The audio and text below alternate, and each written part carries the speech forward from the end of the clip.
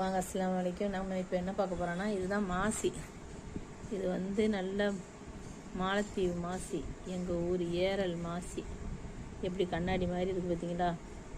இந்த மாசி வந்து நம்ம மிக்சியில் இப்படியே போட்டால் மிக்சி உடஞ்சிரும். அதனால் இந்த வந்து இடியோரில் கம்மி. இதை வச்சு நம்ம வந்து இதை தட்ட போகிறோம். இந்த இதில் வச்சு நல்ல இப்படி வச்சுக்கிட்டு நல்லபடி தட்டணும். தட்டுனான்னைக்கு நல்ல பொடி ஆயிரும். நல்லா பொடி பண்ணி மிக்சியில் போட்டு திரிச்சிங்கன்னு வச்சிங்களேன், 6 மாதத்துக்குனாலும் கெடாமல் அழகாக இருக்கும். அது எப்படி வைக்கணும்னா, இது நல்லா தட்டி நல்லா பொடி ஆக்கிடணும். நல்லா பொடி ஆக்கி நல்ல இதை மாதிரி மூடி வச்சு இடித்தானா வீட்டு பக்கம் எங்கேயும் திரைக்காது.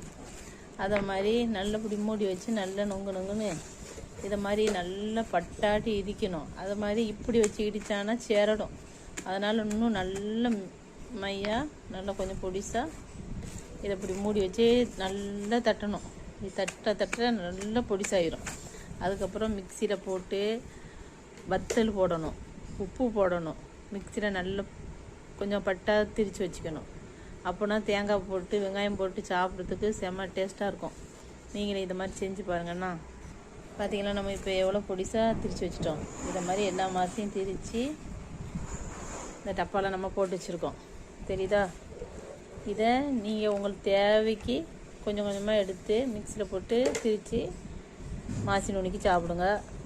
இந்த வீடியோ பிடிச்சிருந்தா லைக் பண்ணுங்கள், ஷேர் பண்ணுங்கள், கமெண்ட் பண்ணுங்கள், சப்ஸ்கிரைப் பண்ணுங்கள்.